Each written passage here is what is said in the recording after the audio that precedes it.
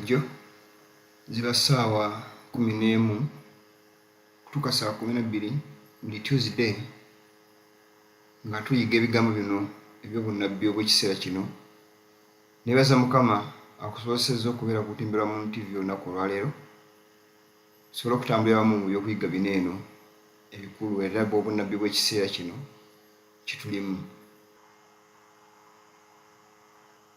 Peetero ekyokubiri essuula esooka olunyiriro 19 tusa ku lunyiriro 20, Bayibuli egamba nti, "You have also a more sure word of prophecy, whereunto you do well that ye take heed, as unto a light that shineth in a darker place, until the day dawn and a day star arise in your hearts."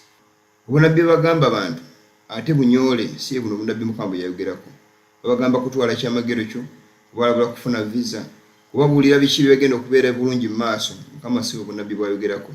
Obunabbi bwayogerako obunabbi obukola ebyafa by'ensi eno, era nga yabuteekawo n'ekigendererwa ekyokulaba nga atulabula oba atutegeeza wa we tutuuse nga tumulindira omundi ogwokubiri okudda kwe, nga atulabula akabi ke tulimu oba akatulindiridde tetwalekebwa mu kizikiza kyova Mukama yatuwa bigambo bino eby'obunnabbi. Lwakubanga abantu bangi beekozesezza okulaba nga ate beenoonyeza ebyabwe. So Mukama yatuwa ekigambo kino eky'obunnabbi n'agamba mukola bulungi okukiwuliriza ng'etabaza yakka mu kifo eky'ekizikiza, kubanga Bayibuli egamba mu lunyiriro 20 nti kubanga tusooka okumanya kino nti tewali bunnabbi obw'ebyawandiikibwa obwali buleeteddwa nga tebulina kumanyibwa nga bulina private interpretation. Buli bunnabbi bwakumanyibwa kubanga Mukama yateekateeka butegereke ku lw'obulungi bwe ne ku lw'obulungi bwange. Mulundi oguwedde tulina ebigambo bye twakoma. Out of these troubled times, our fifth objective, a new world order can emerge, a new era. We have before us the opportunity to forge for ourselves and for future generations a new world order. Bigambo twala okubiraba mundi oguwedde nga America baku president abasooka boga ku new world order. Twalaba lwaki Trump ayawukana nnyo president abasooka. Twalaba nti waliwo diversion gyaliko okulaba nga alewoozesa abantu nti ye wanjawulo ku bakulembeze abalala.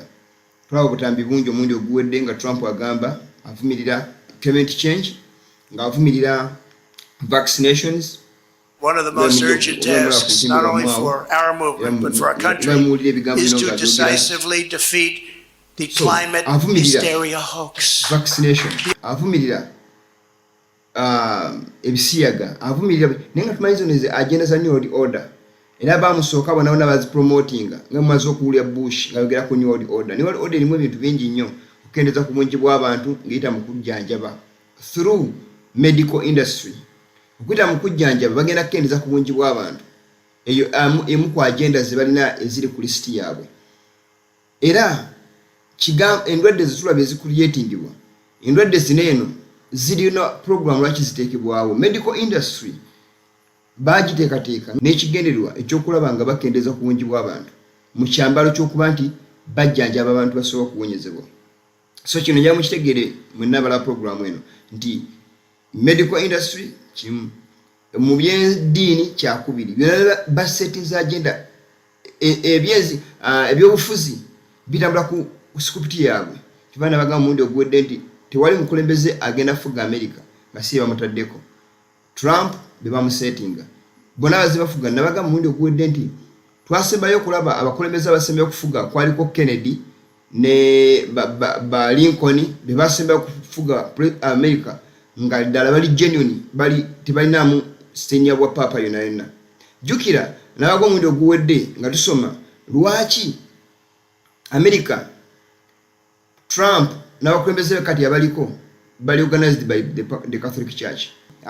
Ba Jesuits, omusajja Charles Chinik, 50 years in the Church of Rome, yawandika ebigambo bino mu mwaka 1895 n'ayogera ebigambo bino n'agamba nti aba Jesuit balayira okuteeka over America bagipossessing, bagicontrolling. Lwaki America? Webuze ekibuuzo ekyo. Amanga gonna galowoozeeko. Ne lwaki America? Lwaki America ekinyusi ky'obu nabbi kyetwogerako mu kiseera kino?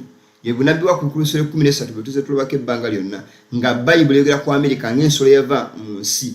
Ensolo eno yava mu nsi n'aje nga amakulu awatali bantu. Kuba tulaba ensolo eyasooka eyafaanana ng'engo akama nga kampologoma ebigere nga bya ddubu Roman Catholic Church eyemuka mu Bulaaya kwa yava mazzi tuze twabona byobo nekola efujjo nali yakola yegala ngalomala kula mundi oguwedde Papa Paulo yetonda ne Papa Francis betonda olokutta abantu bakatukibe batta abantu mu Dark Ages twalira mundi oguwedde twabikavalinga nga babatala besiki kumasa lwa teeka lya Katonda ekyabatisa kibandi kati climate change Trump gyalaga nti awakanya climate change agenda Catholic Church era mwe bagenda okuyisa amateeka agenda okwenforcing okulaba nga bakontrolinga abantu bonna era Trump alina bifadhalingo bitwala mu maaso mujjukire emundi oguwedde twalaba katambi nga Trump agamba nti agenda kulanga programu za Catholic Church azitwala mu maaso nga Catholic Church esiwamu ekitiibwa mu America agenda Catholic Church eriwa to institute a national Sunday law. Sunday ekyusibwa efuuka olunaku lw'okusinza mu 321 AD nga Constantine yagiyita mu Christianity. Abatume bonna tekuliko yakuuma Sunday, tekuliko n'omu. Naye Sabbath they kept it faithfully. Sunday egenda okugoloka ku ssiini okubanga efukuumibwa nga Sabbath. Kwa tulaba abatume mu Sula 14 bakuuma Sabbath, 13 bakuuma Sabbath, Sula 17 bakuuma Sabbath bikola abatume. They kept the Sabbath the seventh of the week. Era bakuŋŋaananga ng'empisa ya Mukama bwe yali. Luka 16 yali empisa ya Mukama okuŋŋaana ku lunaku lwa Sabbath. So n'abatume basigala batwala ekintu kino mu maaso. Yokaana mu Sula 10 mu kyalo kyakubikulu Esula esooka onyerwa 10 tulaba nga Yokaana yali mu lunaku lwa Mukama, it was a Sabbath. Olunaku lwa Mukama osobola dusanga mu kitabo kya Isaaya Esula 5:8 onyerwa 13 agamba nti bw'onookyusa ekigere ky'okuva ku Sabbath mutakola byagala gwe kunakola olutukuvu Sabbath n'ogiyita essanyu tokwata makugu go toyogera bigambo by'oggwe mulyoka osanyukira Mukama. Kakati ebigambo binene tulaba nga Sabbath is the seventh day. Naye tuze tulaba ebbanga bina mu Dark Ages ngembadde bagambako Catholic Church nga tulaba ensolo zino ennya ezadda n'ensolo y'omusanvu. Catholic Church mu nsolo ey'okuna tulaba akayimba akagolokoka ne kateganya abatukuvu ba Katonda ne kawanyisa ebiseera n'amateeka ne biwayo omukono gwako okumala ekiseera n'ebiseera n'ekintu ky'ekiseera. Ebyo byabawo mu 538 AD paka 1798 nga Catholic Church etirimbula abakristaayo mu Bulaaya nga kye kibatirimbuza lwakuma kigambo kya Katonda. Era Catholic Church yatekinga nnyo ground ekyayimiriza ekitta bantu kineno ye Napoleon okukwata papa n'amutwala mu Bufalansa ng'agambye genda omutikira n'amutta n'afiira eyo wa papa ne buwerebwa ekikulu 13 nga tulaba ensolo eyasooka nga efuna ekiwundu ekyokufa ne kimala ne kiwona kyawona 1929 obwa papa nga buddizibwawo officially. Naye nga batimbula abakristaayo kubanga bali ku kigambo kya Katonda. So papa zaayagala okuteekawo Sunday nga institution ebeera recognized by law by government nga ekyali mu 321 AD nga Constantino agienforcinga. Jjukira Constantino yali civil leader, yali kabaka nga mukafiri. So yayagala okuyingira Christianity n'okubanga agiridi nga ayingiza obukafiri mu Christianity nga Stanley akiteeseteese. Paulo yakyogera mu Basalonika ekyokubesula eyokubiri nga akiteeseteese yalaba omukisa kubanga yabribinga abakulembeze b'eddiini nga tulaba mu kiseera kinene okugatta kw'amaddiini okugenda mu maaso. Bakikoze lwaki? Babawadde ensimbi okulanga bagatta amadiini okubeera ekintu kiri kimu, naye ng'agendayo okugatta amadiini okubanga bafuna eddoboozi limu basobola okubanga bafuna control over the world. Bagenda kubanga mu kitabo kya Kulukuliso 13 ayogera ku kifaananyi ky'ensolo ekyakolebwa. America yagenda kukola ensolo ekifaananyi nga bagatta church and state. Okugatta ekkanisa n'ensi yekimaze ofuminga image of the beast nekigenda kwogerera kisse ekifaananyi jjukira kiba tekyogera naye kati tulaba nga ekifaananyi kigenda kwogera ate kisise bonna barasinza nsolo. So kino ekifaananyi ky'ensolo kirina kuba nga kigatta church and state. Churches nga zegattamu ne government. Lwaki kiri bwe kityo? Kubanga n'ensolo egatta ebintu bibiri, egatta church and state. Catholic Church, Papa is a civil leader, at the same time he is a spiritual leader. So mu by'omwoyo n'ebyeddiini yagatta wamu ye ensolo gye twogerako ku Kulukuliso 13 efaanana ng'engo, akamanga kampologoma, amakulu obukambwe ne byonna. Then yefaanana ng'engo obukujjukujju, ebigere by'eddubu kitegeeza okubanga etambula ku lukalu ne ku mazzi terina wetatuuka. Yokulanga kati papa asobola okutambula ensolo zonna nga buli omu muvunnamira. So ensolo eno eya ku Kulukuliso 13 egenda kukolebwa ekifaananyi oba ekoleddwa ekifaananyi tekinakwogera yadde okusisa kwogera n'okussa bonna abatasinza nsolo kigenda kubaawo nga bainfostance okwenfosinga amateeka ganeeno aga new world order. So amadini gonna kale okwegatta awamu ocontrolling population okwendeza ku bungi bw'abantu, that is the new world order agenda. Kirimu n'abannaddiini tekirimu nti kiri civil nedda kubanga church and state byegatta awamu, then they are moving on the same ground. Mu mbeera efaananako bwetyo tulabanga Catholic Church America mukama jogera mu sura 13 yakubikulirwa yegera okwenforcinga ebintu bye bigenda okutandikira okulonda kwa America kwa de viral mu nsi yonna beegera ko nga ba super power gwezo okulo mu kyalo ono. And we are one of the strongest countries in the world. So mu kyalo nga bwagambye nti America imanyikiddwa ng'ensi y'amaanyi era ekola kinene nnyo okulanga nga ensi ebigenda maaso bisalibwawo amawanga gayimiridde America ddoboozi ya America. Nations can function under the control of America. So that's why Papa said oba Setaani yagenda okulaba nga ekigenda okuyamba agenda z'okutambula obungi yensi ebadde essamu ekitiibwa okusinza okulaba nga kati ate gye bakozesa okulanga ekontrolinga bazze bakola ekintu kino badde balagako mulaba ndowooza ku lutimbe lwammwe statement eyo Charles Kinnick gye yogeraga nti aba Jesuits, Catholic Jesuits kwa no Papa Francis yogera nti is a Jesuit. Aba Jesuit kye bagenda okukola bagenda taking possession ya United States of America nga twala omundi oguwedde nenaga nti bakisobola kukola kino okujja nga bakoze okuyita mu kyama secretly. That's why tulaba America Trump nga yefuula avumirira obwa Papa avumirira enkola za New World Order naye ate kyewuunyisa agamba agenda kulaba nga Catholic Church eba n'eddoboozi mu America. Lwaki nga Catholic Church isibwamu ekitiibwa mu America n'enkola zaayo ebigambo bye byogera officially nga muyinza owulira akatambi ako. I will protect the Catholic Church. We love the Catholic people. We love the Catholic religion.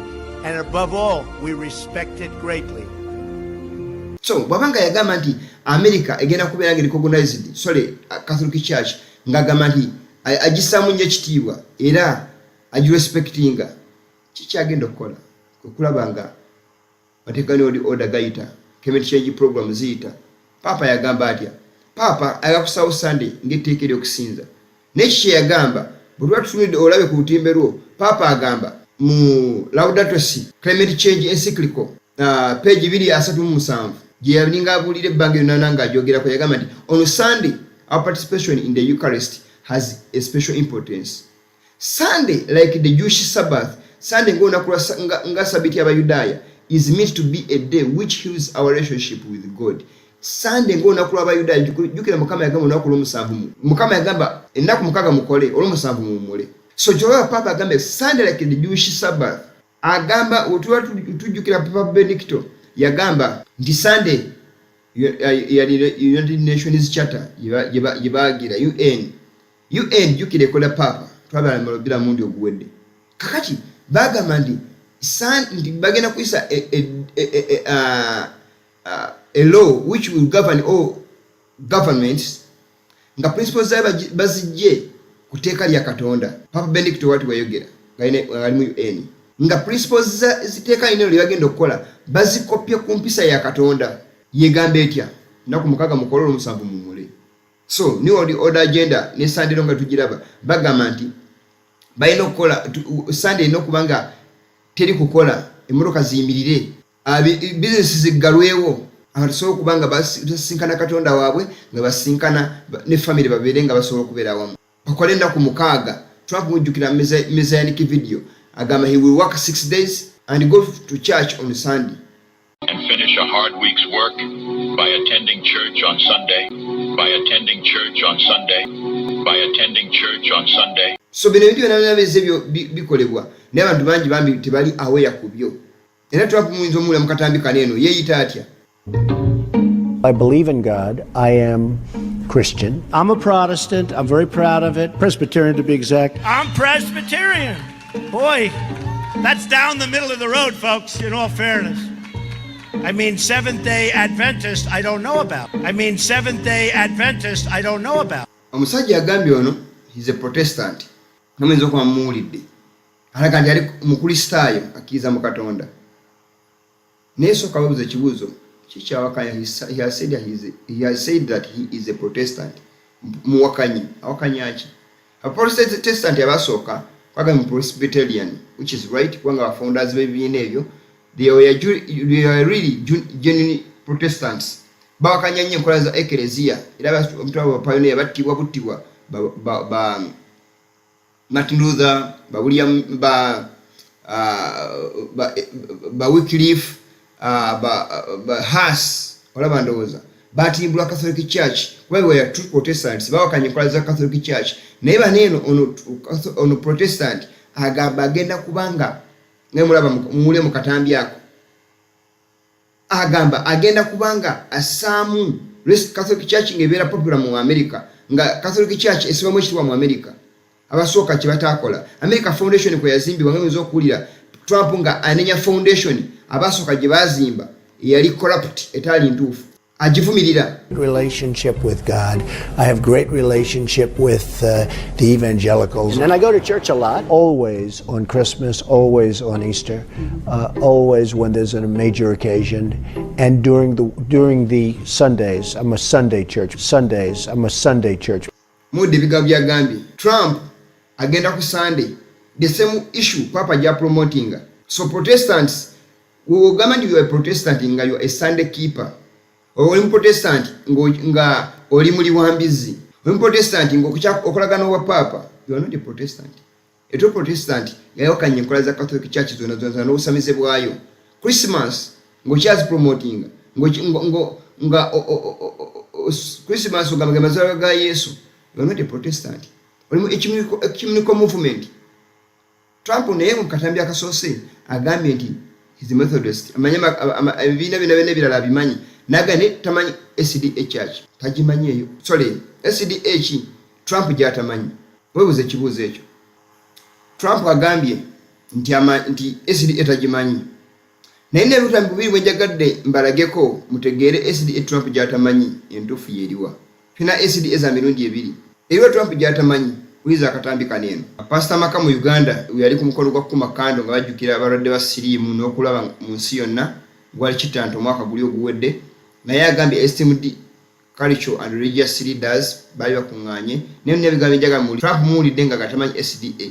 Naye gane dio kunyira ba akatambike naye nga SDA yogerwako etya ne bano boogera batya katuulize.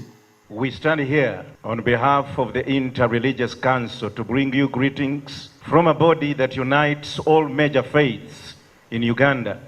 From a body that unites all major faiths in Uganda.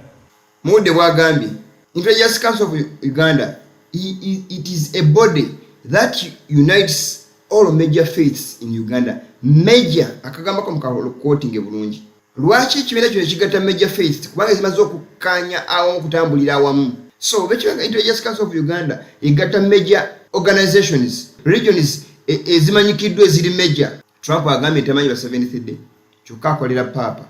Gane Diop mulize bigambo bye. Bitegera kwa kana bya Pastor Maka. Lwaki begatta mubi, lwaki begatta awamu munzikiriza ecuminical movement. Bosomesa bekitibwa Signs of the Times January nga 18 1883 paragraph ya 3 agamba the world is against us, the popular churches are against us. Ngenda komao olwakadde mwebona byagambye ensi mulabe waffe abakristaayo popular churches amakanisa agetutumu gali malabe gaffe they are against us. So omwadivent wagamba nti ali ku major faiths eziri major zimanyikiddwa alengo mwebona byagambye nti major churches are against us. Nticho jamu bigambo binene kitegeeza ne SDA yemu jetulowooza nti abantu gyebalowooza nti it is God's organized body or church. It is part of those organizations which are popular, but being popular they are against the word of God. Yadde balaganga bakipromoting nga bakiriko naye they are against it. Kwanga bamadde okugatana ebibiina ebiri ebirala. Isiraeli mundagaane kade bwegati n'amakanisa amalala kye kyavaamu kujjawo principles za kigambo kya Katonda. Review and Heralds August nga 4 volume yokutano page ya 4 agamba bwati. The alliance made by the Israelites with their heathen neighbors resulted in the loss of their identity as God's peculiar people. They became leavened by the evil practices of those with whom they formed forbidden alliances. The experience of Israel will be the experience of all who go to the world for strength, turning away from the living God. Umwebona byagambye nti Israeli okwegata n'amawanga amalala amakafiri balwana bayo ekyagireetera okubanga tekyafaana empisa ya Katonda. Kivandi kati mu kiseera kino tulaba obwadiventi obw'ekiseera kino nga baganze eri ebibiina ebirala biri eri byava ku mulamu. Lwaki bakoze nga Israeli mu biseera ebyasooka? So agenda ya Catholic Church nzira ku nsonga okutekinga over America egirulinga egifuge nga bwe bateesa is the same agenda ebira birala gye birina. Jjuka ebimala okutekinga over America kyekiddako new world order nga ngetambula okugifoomingawo. Biki ebiri mu new world order benjaga tulabeko olunaku olwaleero. America tusobola tumale akatambi ekyokuyiga kinene statements zabe zino eno. Tulaba Lincoln bamukuba essasi nga yalegeze mu theater.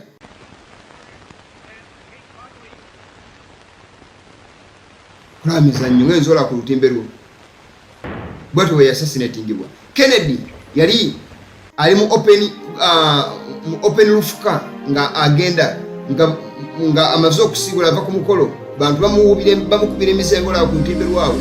Kye bakola kye kirwa nini bamu assassinatinga.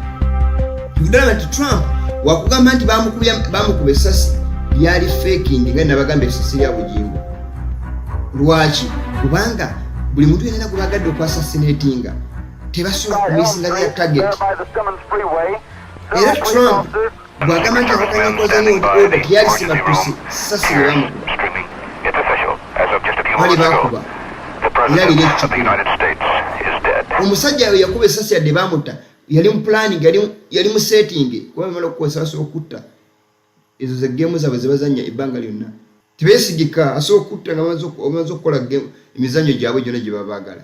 So Trump yajja kufulfillinga Catholic Church agendas nga akontrolinga nga president wa America naye nga kyebaligala okukola kikirwa kwekuzza emitima gy'abantu nti onaze nga wanjawulo ku ba president abadde Obama ba Clinton ba Bush senior Bush junior ba Biden nti azze wanjawulo. Lwaki? Nti ono agenda kunyokoza nyo order buli muntu afune eddembe ly'okwesalirawo oba vaccination nga oba tobyagala tobigendamu yeddiini osizanga bw'oyagala kyajjiddemu ekyamba. Nejjukira amateeka ge galiwa kamba alabeko katono nnyo wano eno bakugamba ddala Jesuits nti be bagenda okontrolinga America bagamba batya, how sad will their awakening be when with our outnumbered votes we will turn them forever from every position of honor, power and profit. What will those hypocritical and godless sons and daughters of the fanatical pilgrim fathers say? When not a single judge, not a single teacher, a single policeman or police will be elected if he be not a devoted Roman Catholic. So Trump yabagambye nti is a Methodist ngatwalayo katambi emabega. Naye bakugambye tebagenda kulonda muntu n'omu nga si mukatuliki. Kye bakitandikira ku Ligani yali musajja mu Protestant naye yagenda okuva mu ntebe nga byakola bya kikatuliki. Ate Kennedy eyali omukasajja omukatuliki yaganda okubowingira okuvunamira Papa teba bamassassinatinga. Lincoln baba assassinatinga. Lwaki? Baje ne kola zo Papa. Tusobola kusima tukabasajja wano these Jesuits are smart. Magufuli bamutta. Lwaki? Awakanye kola za COVID ne system yabwe yonna gye batambuza. So bagambye nti tebagenda kuona nga tuli mu katuliki. What will those so-called giants think of their matchless shrewdness and ability when not a single senator or member of Congress will be chosen if he be not submitted to our Holy Father, the Pope? Banakola kinga tebagenda kuonda n'omu era bagenda basanya bassassinatinga. What a sad figure those Protestant Yankees will cut when we will not only elect the president, uli ekigambo kino tugenda kuonda president yekka, but fill and command the armies, man the navies, and hold the key of public treasury. Ebyokwerinda bagenda bi controllinga, ebyenfuna bagenda bi controllinga, bakyogera dda naye buli president aliko kakati gwe tulaba ali under their control, and he is working with the purpose of the Catholic Church. So Trump yaliko ali mu kubazanyira ku mitwe. Naye agenda yeriwa tumaze okola papa nga climate change nga Laudato Si yadda promoting Trump yalaga nti avumirira. Agambye papa agambye bagenda kukola batya, ayagala Sunday nga Jewish Sabbath bweri eberenge efuko nako lokuwumula bayilo mu nsi yonna. Ate Trump yamaze okulayira nga tanana kulinnya ku ntebe ti Catholic Church egenda kubeera nga esomo ekitibwa mu America. Catholic Church promoting Sunday law. Catholic Church promoting climate change programs agendas. So bwe bagamba nti bagenda kujjawo wagamba nti agenda kuwakanya enkola za new order ayenga agenda kuwakanya papa naye tumaze okulaba bakugambye tayodi agenda kulondebwa kufuga America nga si mu Catholic. So he cannot oppose his master. Nero akibine bigambo nambi bagamba owe kitambule kiri behind the scene. Abali mu biina ebimaze abali mu biina ebimaze okugatamu mu ecumenical movement muli mu kubo kyamu muli mu biina ebikolera ensolo ekifaananyi ekyo kibabuulira SDA n'ebiina ebirabina biri wamu. They are working hand in hand to see that the image of the beast is formed fully and can speak and cause all to be killed who do not obey the beast purpose in belief. Mulabe ekiwali ku kino ekiddako abajesuit kye baayogera. Yes, then we will rule the United States and lay them at the feet of the vicar of Jesus Christ the Pope, that he may put an end to their godless system of education. Twakira omundi oguwedde Trump nga agenda fighting as the system 6 days agende ku Sunday asabe. So bakyogera dda tibagenda kulwanyisa their godless system of education and sweep away those impious laws of liberty of conscience which are an insult to God and man. Trump yagambye system ena agenda gikyusa bafunikidde alaga agenda ku Sunday batandiko kudamu ogamba Merry Christmas. Ekyali kibuze makulu paganism demogoloke mu America in the garment of Christianity nga bikyali okusooka. Never agambye American people must be very blind indeed. America balina kubeera baziba maaso ddala. Si America yokka naffe abantu abamawanga amalala gonna kuba America ye controlling ensi bagenda kuba very blind if they do not see, if they do nothing to prevent it. The day is very near when the Jesuits will rule their country from the magnificent White House at Washington to the humblest civil and military department of the vast republic. Bachiwera, this is 1884. Wewe wagenda maso nagamba nebino Charles Chiniki agenda okubiwandiika nga babiteesa dda. Twala omundi ogwedde papa nga agamba UN efune erinnyo real teeth. Nyajira UN tugimanyi ngenda gibalaga ko wano katono nnyo.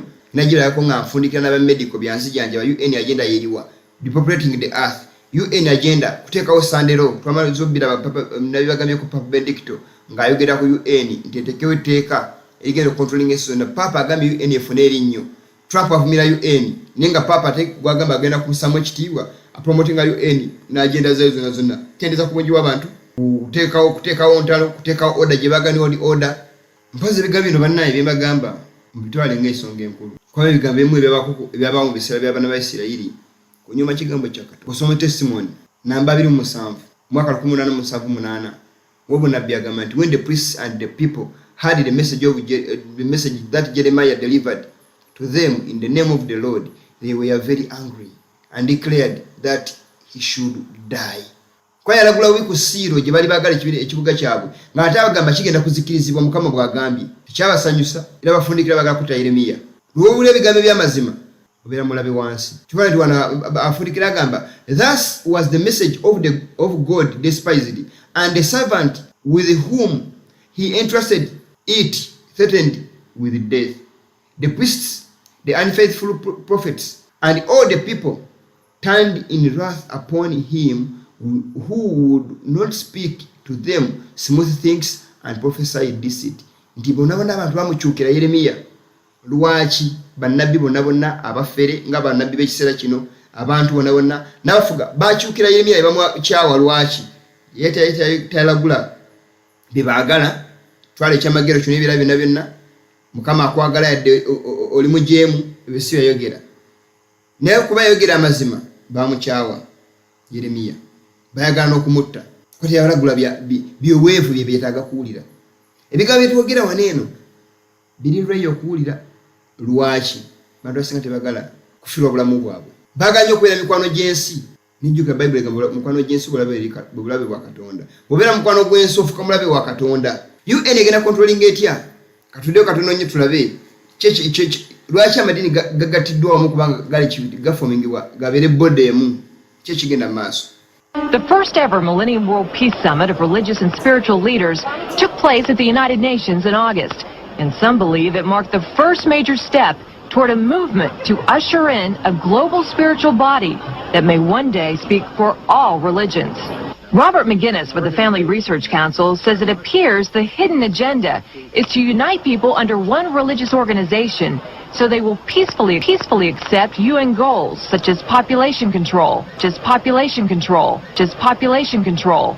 Mutegedde lwaki twamaze okulaba obutambuli nga bagamba mu Uganda Jesuit Council of Uganda egatta major faith major churches ebibiina ebiri major twamaze okulaba nti ebibiina ebiri major ne CDA eri included twamaze okuba mukama agamba nti ebibiina ebiri popular churches they are against God's people but now those who say that the God's people they are under major churches or organizations naye tuwulidde ku akatambi kano nga agamba baagala bode eno ekibiina kino ekigatta amakanisa wamu ebibiina bino eno kibeerenga one day kyogera amakanisa gonna mujjukire mu UN Israeli president wayo former president yagamba nti papa aproposing bakulembe ebibiina byonna mu UN which is right era yakikola mu kiseera kineno yali on behalf of all organizations ezimaze okwegattira awamu naye agenda ebibiina bino yeeriwa yekulaba nga bakendeza ku bungi wantu population control okuyita mu ntalo ezirwanibwa kimu kuyita mu byenzijanjaba kyakubiri abortion naye kambateeka katambi kana akogera ku byenzijanjaba yokenneeyongereyo mulabo muwulire dokita ono bayogera ku kibayita organized crime ebikolobero oba ekikolobero oba ewewa ekikolobero ekiteeketeeke kyekiriwa dokita ono muwulize nnyo ebigambo byagenda okwogera. My name is Peter Gertje. I'm a director of the Nordic Cochrane Center in Copenhagen and professor of research design and analysis at the University of Copenhagen. Bano jjukire bantu batono nnyo abavaayo okwogera amazima. Ono professor of research design and analysis at the University of Copenhagen. Uliya wagamba. Prescription drugs are the third leading cause of death after heart disease and cancer. Munde wagambye nti kozi y'okufa it is the third yagitadde mu level ya kusatu okusinga heart disease ne cancer ekwata kifo kya kusatu mu kutta abantu drugs. Munde bigabira agambye nti ye kozi y'okufa drugs ekwata kifo kya kusatu mu nsi yonna mu kutta abantu. Uliriza but these things are organized. Byateekebwa lwaki byateekebwa to eliminate, to depopulate the earth. Kifuna mati yawandika kitabo musajja mbachita organized crime ye medical industry. No vaccination abantu bafunye side effects bafudde. Yandi no musawo gwenjogera ko ne mugamba naye musawo dagano tilina side effect limukozesa nagandi lilina. Lilina kingambidde obulungi nti lilina. Niti wali kyakola. Nyemo kama tuwe dagala eyo butonde tulikozese. Abantu balivuddeko tebalina kukiriza mu Katonda. Bagala bine biteeketeeke ebiri organized emisa etemweri organized katuulize ebigambo bino. Our drugs kill around 200,000 people in America every year. Mwede kigamba abantu abafa by drugs. He has said our drugs as medical industry abantu bayitirivu buli mwaka bafa. Uliriza. And half of these people die while they do what their doctors told them. So they die because abalagambye nti bafa nga bakoze abasawo bye babagamba okukola amakulu bye babayigiriza mu bujjanja mu system yaabwe nti mukole nga bwe muti abantu bagambe bwe muti ebyo engeri gye batirimbulamu abantu omusawo agamba kwesa kino kola kino omusawo agamba kola kino ni Bible omusawo agamba kola kino niyo musajja mude bwakugambye nti bye bakufollowinga rules z'abasawo. That's why abantu batti bafa. Obuze mu ekibuuzo lwaki oba n'eddagala erikujjanjaba nga liko overdose ani anyonde eddagala lino ery'obutonde naga nti onyodde ekikopo mu kiseera owedde nyo bagamba mira kamwe emirundi 3 n'omira bubiri emirundi 3 oyinza obutasimatuka wuliriza of the side effects. The other half die because of errors. And it's often the doctors that make the errors because any drug may come with 20, 30 or 40 warnings, contraindications, precautions and so on. No doctor in the world knows about all this. So they give patients drugs that they should not have given them, that interact dangerously with other drugs or food items or so on. And then the patients die. That's the other half.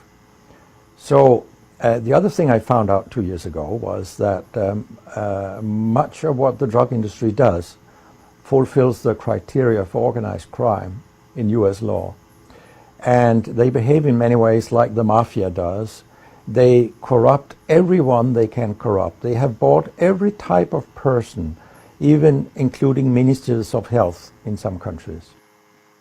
They can corrupt who? Baso okugulira buli gubagala never ministers of health abakulembera ebyensijanjaba. They can bribe with them ne bakola games zanebazanya nga bagala bakontrolinga buli kibagala bajukira kati ensi etambulira ku nsimbi gwe ne buofa ninga minister of health bagiseemu ne bagigamba nti kola kino it's okay nga baba wansimbi nga baba mumufa kivani kati batade bagala kuisa mateeka bagala kuisa nkola ezilemesa abantu okwejjanya mu kijanjaba by'obutonde lwaki bikyakanja agenda zaabwe ez'okukendeza ku bungi bw'abantu. There is a huge amount of corruption. In my country, for example, Denmark, we are regarded as having very little corruption. But yet we have thousands of doctors on industry payroll, although we are just 20,000 doctors. So this is an effective kind of corruption. The drug industry buys the professors first, then chiefs of department, then other chief physicians and so on. They don't buy junior doctors. So when several thousands are on industry payroll, it's really, really bad. And that's why I wrote my book, Deadly Medicines and Organized Crime, how Big Pharma has corrupted healthcare. Muwulidde ebigambo ebyo Dr. byabagambye. Kirungi muwuliddeko n'amatugama kuva ku musawo physician nze nga mbagamba medical industry obubi bwayo. Naye ekintu kino nga mbagambye kiri organized by religious leaders. Nze nga mbabuulira obubi bwa medical naye abamu tebaagala kuwulira na kumanya. Ngeza okwabulya lwaki drugs mbi ebbanga ddene bwe tubaddeka kutimbira mu TV waneeno. Nze nga mbabuulira ebigambo bineeno nga mbalabula ku nsonga ya drugs naye abantu abasinga tebaagala bintu bibatawaanya. Baagala bintu biri smooth. Medical tabangako mukwano gwo bamusetinga system eyo purposely to depopulate the earth. So bw'omulayingako nga miniza okujjanjabibwa ebivuddemu bye bingi. Cancer, ndwadde za mitima byonna bivudde ku drugs abamakiyaga bye bitta abantu naye ate ogenda okulaba nga ekibireese drugs zikozesebwa abantu skin diseases, ulcers byonna bivudde ku drugs kyebayita okujjanjaba. Naye nga baana kiteekateeka eno agenda gibaddamu byegambire kuko ba civil leaders akulembeza ab'ensi ne ba religious leaders kino kintu kyonna bonna bakifunamu nekyo bakolera big bosom sitaani ng'omukulembeze we ali visible ye papa. Ensi bwe twetambula naye bwe tulabula abantu tebaagala kumanya. Agenda n'okugatta amadiini tuze tugyogerako lwaki bagatta awamu era tujjuka mu Interfaith Summit ya G20 yatula omwaka oguwedde. Bino byaliwo era byayogerwa ababiwulirako lwaki amadiini gano gagattibwa awamu. It might be what happens in the modern world is that Tony Blair mu 2000 yagamba nti bagenda fosinga amadiini okwegatta awamu. Ago major faith ge bogeddeko kivadde ebina ebitali major bagabbe eliminate nga babijjewo bitali wansi waabwe. Komwe bwe byagambye nti popular churches balabe bakkanisa b'abantu ba Katonda. So any church which is not popular mulabe wabasajja bano. So they need to end those organizations. Naye nga target gye baliko enkulu target enkulu gye baliko y'abantu abakuuma ekigambo kya Katonda aba true Adventists so sabeeyita Bayibuli beeyogera mu kitabo kyakubikula essula y'okubiri olunyirwa 9 abayita abayuda nenga sibo n'essula yokusatu nyirwa mwenda wabayita abayuda abayita abadvent nenga sibo olwo bamadde okujoininga their ranks of the enemy niho nabona abasebenzi Trump bagambye tabamanyi bone bamanyi lwaki abamanyi they are under the major groups. So chovoda nti SDA yagamba ebigambo bineno nti it is another anti-Catholic organization. President wa SDA Nirusi Wilson Tata Teddy Wilson naliko yagamba SDA is another truly Catholic organization. Obanga SDA is another Catholic organization. Trump amanyi Catholic Church yoka. Sunday churches are Catholics. We are tone palma wayogera nti maybe we are now Catholics again. Mulirize. Maybe we're all Catholics again. But we are Reformed. We're Catholic in the universal sense. We are not protesting the doctrine of salvation by the Catholic Church anymore. We now preach the same gospel. If they are now Catholics again, bayogera ku Catholic Church ndijamanyoka, ayogera ku Sunday churches zonna, kwanza kwa nkola z'ekelezia, Trinity doctrine, n'okwegattana ensi, Catholic Church ya kisoboka ekintu ekyo. Those are Catholics. All of them have political the order agendas. Okutesa nsi bwe libera maso bisere bimaso bitanga bu future nazona nkola za sitani. Nebe bina bizitambuliza wamu. Bisa kimu n'enkola ezo. So ekibuzo so kwebuuza ekibina muoli kiri wansi w'abantu baneeno enzikiriza muoli etambuza nkola ni oli order oba nedda mukama tukana kugatta n'abatakiriza kwati twenkana kana bakolesa ekyokubiri nole musajja ono wagamba bagenda kukola batyo kugatta amadini. Everyone's being pushed closer together. That's what globalization's doing. The world becomes a smaller place. Bagenda globalization wechekola okulanga ensi efuuka ekifo ekitono tebakulimanga Trump agenda kujjajjawo agenda zino kuba baziforminga dda zisimbye emirandira. Senate yo tumaze okukola Senate yo nabagambye Catholics President Catholic tera kwegenda londa akasimu Catholic Trump tabazanyira ku mitwe. Religion, if it becomes a means of pulling people apart and dividing people, dini ebaddenga miniza kusika bantu nakubaawula nga tumaze okulaba Mukama yali agana nye Isirayiri okwegattana n'amawanga amalala ne beegatta ne bakola n'emikago. SDH ekoze mu kiseera kineeno okwegattana n'ebibiina ebirala ekola emikago kati bagambye zibadde miniza kwawula bantu n'ekibagala kyekiriwa. Become then a source of conflict. I'd like religion and religious faith, people of different faiths, to work together in peaceful coexistence. So it is okay to believe differently, but at the same time you can share values that sustain our peaceful coexistence.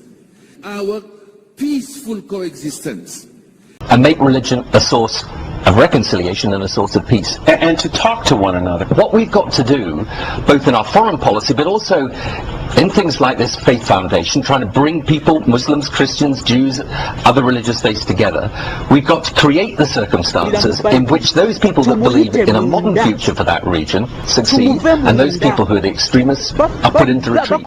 Munde wagambye nti bagenda kuteekawo circumstances nti basobola okuleta ebibiina bino osoboka nga byegatta bibeera ekintu kiri kimu. They are going to create bagateekawo embeera ayinza okugamba nti ekibiina ekitali registered tekiri gavumenti tekimanyi ogwosanga asinza nga gavumenti teyamuregistaringa bagenda kumusiba. Those are the circumstances bagenda okucreatingawo nga buli muntu yenna kimukakatako okulaba nga ali driven ogenda okwegatta mu bibiina byawe okulaba nga asurvivinga okuba nga asobola okufunctioninga.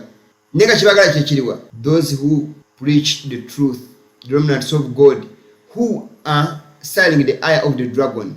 Aba exposing enkola zaabwe ez'ekizikiza tebatagetinga muntu mulala yenna nedda. Program ya kulwanyisa bakristaayo abamazima abatali popular, abanyoomebwa, abatali kitundu kubo agenda bezijjira. So batekewo bode emu egatta enzikiriza ng'erwanyisa ena common enemy iwe muntu yerika alikwata yogera Mukama. Gwe enzikiriza eri wansi w'enjuba nga tuli ku kigambo kya Katonda. Like it or not, ogenda kubeera part ku kibiina kino. Kwawula ebibiina bibiri byokka mu nsi. Ebibiina ebyo bibiri byokka ebiriwo buli omu alina side kwagwa. Ekibiina ekimu kijeemula ekigambo kya Katonda. Amadini gonna kyova kati geegasi. Ekibiina ekyokubiri kiwuliza eri ekigambo kya Katonda. Babuli obubaka obw'ekiseera era batambula mu message ya Katonda nga Bible bwegamba. Abo nabo group ndala. Tewali middle ground. Tewali Laodikia mu bintu bino. Era inagezaako kubanga bwabulya message alagatali mu Laodikia tatali mubali abajemye neno mu musana gwa Katonda tagwereddeyo Mukama yajja kufuna sayidi ya museyo bujemu ko Mukama tayagala Laodikia tayagala kibugumirize salawo jodda. So ebina bineno agenda tumaze okugiraba kyembagambye ku Papa Benedicto nga bina bino bimaze okugattawamu tulabanga agamba nti Roman Catholic Church makes its contribution bya 28 in ethical and moral sphere according to the disposition of international law help to define that law and makes appeal to it that we live in a time when little groups of independent people threaten the unity of the world. So bali malagali mu kwegatta naye waliwo independent groups zibagala okusaanyaawo ez'abantu batali wansi waabwe abathreateninga peace of the world. Bataganya okwegatta kwensi newuliza Papa yagenda okubagamba alidinge to unite. And so the Holy Father Pope Francis has made a covenant for Christian unity. Mabandoza Papa Francis yakoze covenant for Christian unity. One world religion from Israeli president nga proposing a Pope to head UN for regions. Bino byafumira mu Jerusalem Post nga mwenda mugwa mwenda nga 5/2014 nenga Papa nyini gwe bagamba alidinge ebina mu UN yagamba Jesus failed at the cross. Futegeera nti musajja mulabe wa Kristo mu 2015 yagamba Yesu Kristo yafailinga ku musalaba byamulema. Olaba ndowooza 2015 bwayogera bwali bagenze ku Sinai kubya climate change major faiths ngebazogeddeko zakuŋŋaana era bagamba to bring together premier religious leaders for the world's major religions gather upon Mount Sinai to engage in the first ever climate repentance ceremony and to put forth a prophetic interreligious call to action. Interreligious councils tulaba international jeziri mu Uganda tujina weri ne bagambi batya the major world's major religions juko mwebona byagamedi the world is against us and popular churches are against us. So those popular churches, these are major religious systems. Izakwana ku Sinai ngam kama yawe biragire 10 nabo bawe biragire 10 ku Sinai omwaka guli ogwedenga kuvuddeko COP27 COP28 ne bagenda enegundi ebuwalabu webayogere nnyo okulanga bajja amafuta Papa mwe yagenda okutula mu gundi yona atagitula mu gagamati yalwadde ne Mukama yamanye ensonga ki yakiremesa ekigambo ekyo. Right now tulabanga de Papa COP29 tulabanga bakangaza nnyo okulanga bavumirani order agendas nekino nkibagamba tebakulimba nti bagenda kuyimiza agenda n'emu.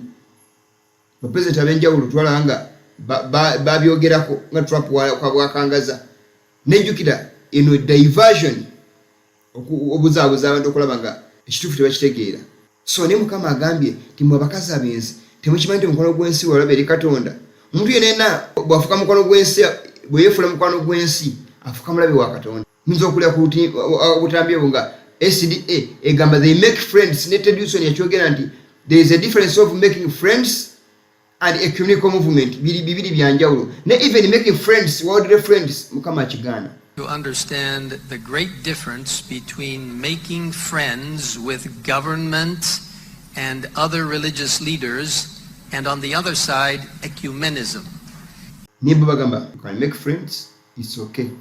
However much official evidently ecumenical movement but ecumenical movement no banga tujogeddeko nengo okufunya mikwano gyensi Mukama ko Katonda olwa mulabewe Isirayiri kye yakola nekulema kago n'abamawanga negwa.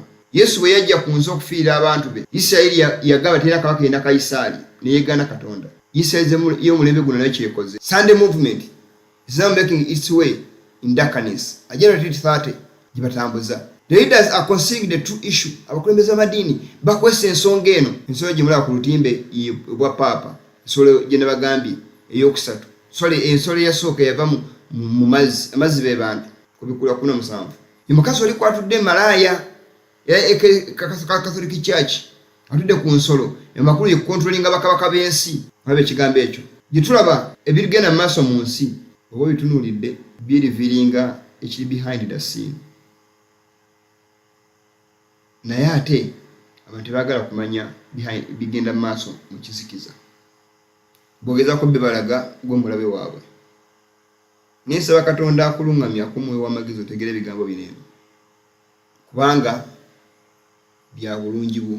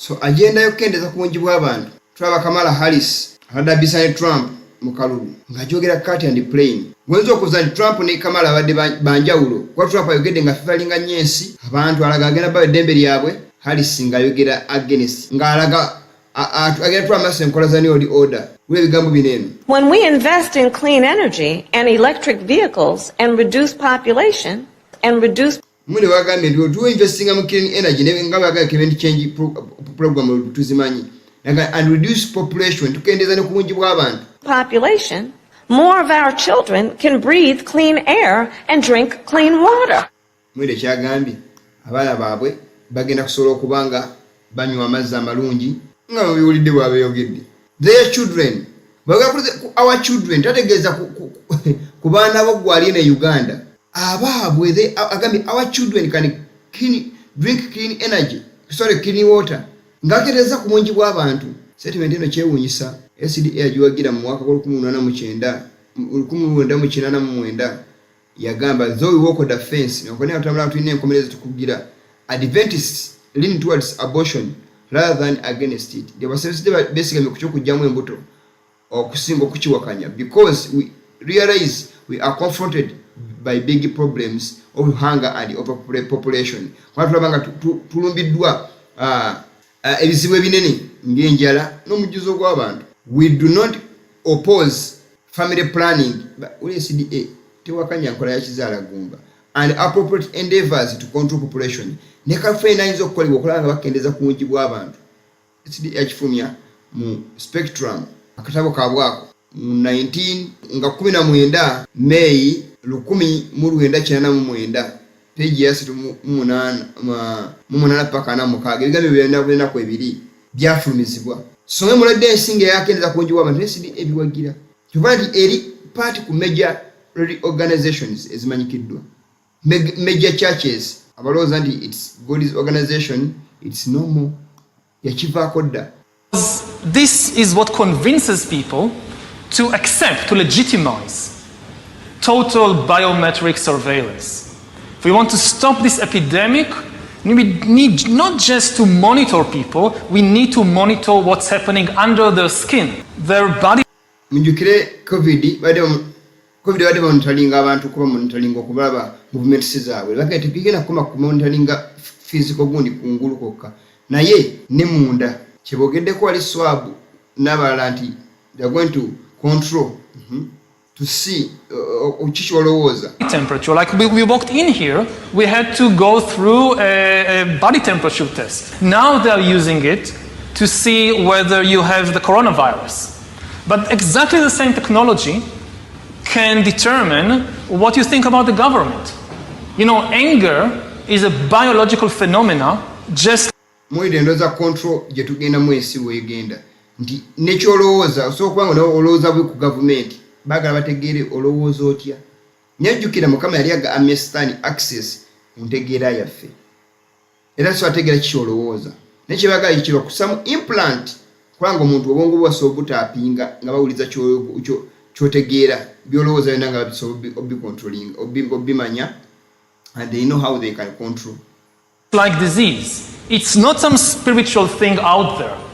It's a biological pattern in your body. With this kind of surveillance, I mean, you watch the big president, the big leader, gives a speech on television. The television could be monitoring you and knowing whether you're angry or not. Just by mwede ekigambo ekyo bagere tulina smart TV mu kiseera kineeno bakugambye nti bw'obanga olabika TV olaba omukulembeze ng'ayogera w'eggwanga bagenda gundi ejja kubanga TV esobola kumutenga netegeera bw'oba onyiize ku kye boogedde pulezidenti ng'etegeera nti ono kati anyiize gundi anyiize ali mu kitundu w'ekiti munyiivu takisanyusikidde mu kulembeze bwe byayogera muwulira ndowooza agenda ezigenda maaso z'ekisiru n'ekyewuunyisa ne ba evangelicals bannaddiini babirimu bibatambuza kwa bakolera sitaani. Analyzing the cues, the biological cues coming from your body. Are you angry about what you hear? Are you frightened? Are you bored? This is the kind of power that Stalin didn't have. You know, when Stalin gave a speech, everybody, of course, clapped their hand and smiled. Now, how do you know what they really think about Stalin? It's very difficult. You can't have a KGB agent following everybody all the time. Even if you do it, he's just watching your outside behavior. He doesn't really know what's happening in your mind. But in 10 years, the future Stalins of the 21st century, they could be watching the minds, the brains of all the population all the time, and also they will have the computing power to analyze all that. You know, it's not just having an agent following everybody all the time. The agent in Stalin's days writes a paper report, and you have these millions of paper reports piling up in Moscow. Somebody needs to read them, to analyze them. That's impossible. Now you don't need human agents. You don't need human analyzers. You just have a lot of sensors and an AI which analyzes it, and that's it. You have the worst totalitarian regime in history. And COVID is important because COVID legitimizes some of the crucial steps, even in democratic countries. Dans ce nouveau monde, on doit accepter une transparence, et je dirais même une transparence totale. Tout va être transparent. Et il faut s'habituer, il faut se comporter ainsi. Ça devient, comment dirais-je, intégré dans votre personnalité, mais si on n'a rien à cacher, il ne faut pas avoir peur. Bakugambye baga transparency tebaga kubanga obunanako kyokweka kyonna kyonna ebyo Katonda yasobola kubanga yeetaaga transparency yaffe nga tetusoma mu kintu kyonna so si bantu bannaffe nyewe olaba nga agenda kati za kulaba nga even you be transparent to your fellow human being nga sotegera kyolowooza munda ye setaani kuba yabakozesa bannaddiini nga bakiwomya omuntu n'abakulembeze ab'ensi nga begasse wamu ku agenda zaabwe by 2030 zo biwulira bagala ba 10 years bakyogera yali biri in fact omwaka gwali gugwa by 2030 yali kali biri abiri mbasera bidde 2020 bayogera bigambe by 2030 baga kulabanga gundi yetuuse 10 years from now it was 2020 kakati 10 years from now jendinga by 2030 kituze tulabako Pastor Maka n'abalala bonna ngabogeraku by 2030 nga kimaze okutereera maze okulaga zikubaga amaze okulaga ye ali implanted already nga bulijjo tujja tandikira olunaku olunaddako Tuesday ejja Mukama akuume.